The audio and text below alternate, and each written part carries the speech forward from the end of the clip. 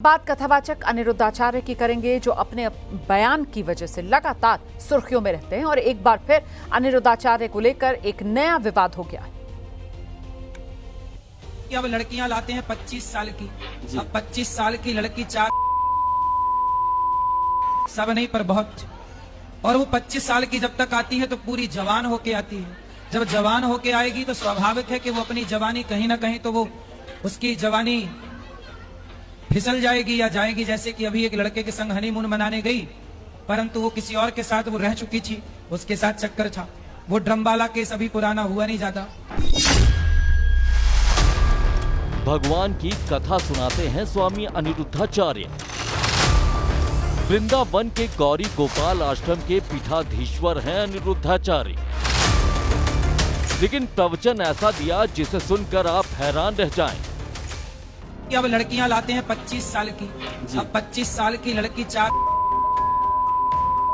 सब नहीं पर बहुत, और वो 25 साल की जब तक आती है तो पूरी जवान होके आती है। जब जवान होके आएगी तो स्वाभाविक है कि वो अपनी जवानी कहीं ना कहीं तो वो उसकी जवानी फिसल जाएगी।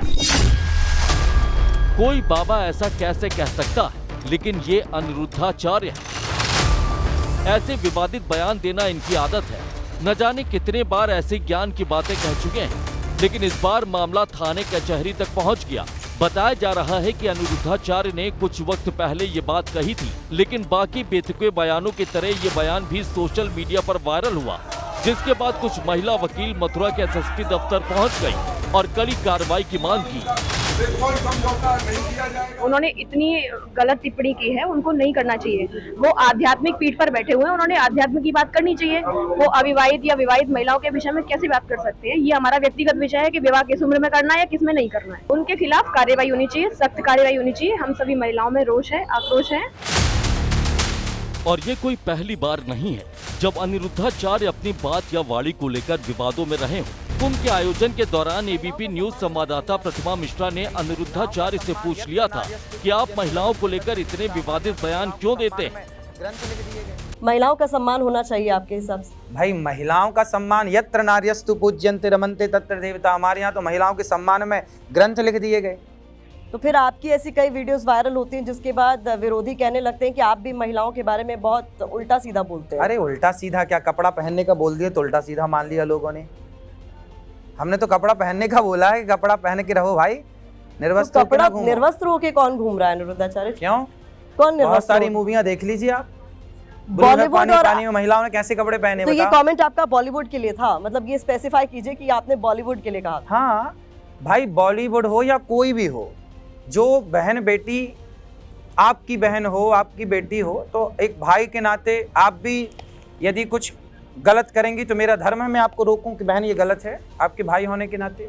नहीं, मैं क्या पहनना चाहती हूँ, मैं क्या खाना चाहती हूँ, ये तो मेरी चॉइस होनी चाहिए ना। नहीं, आप गाय खाना चाहोगी तो मैं रोकूंगा। गाय क्यों खाना? गाय की बात अब यहाँ कैसे आ गई? अरे भाई आप कह रहे हैं कि मैं कुछ अभी हम कपड़ों पर बात कर रहे थे ना, आपके तो ऐसे वीडियोस वायरल हैं जहाँ आपने कपड़ों को लेकर बोला। फिर आपने है ना कि कपड़े लत्ते, कपड़े होते हैं शरीर ढकने के लिए, तो कपड़े ऐसे ही पहनने चाहिए जिससे शरीर ढक जाए। तो वृंदावन के भागवत कथावाचक हैं आचार्य अनिरुद्धाचार्य। इनके खिलाफ महिला वकीलों का गुस्सा फूटा है। महिलाओं पर की गई इनकी टिप्पणी के खिलाफ जो महिला वकील हैं उन्होंने नाराजगी जताई है, जमकर इनके खिलाफ नारेबाजी की है। महिला वकील आरोप लगा रही हैं कि अनिरुद्धाचार्य की आदत हो गई है महिलाओं के खिलाफ इस तरीके के आपत्तिजनक बोलने की। आपको बता दें, अनिरुद्धाचार्य की महिलाओं पर की गई टिप्पणी के खिलाफ गुस्सा बढ़ता जा रहा है। उनके बयान की निंदा हर तरफ हो रही है। मथुरा कचहरी की महिला वकीलों ने नाराजगी इस पर जाहिर की है। कचहरी परिसर में जमकर नारेबाजी और विरोध प्रदर्शन भी किया गया, पुतला भी फूका गया वहां पर अनिरुद्धाचार्य का।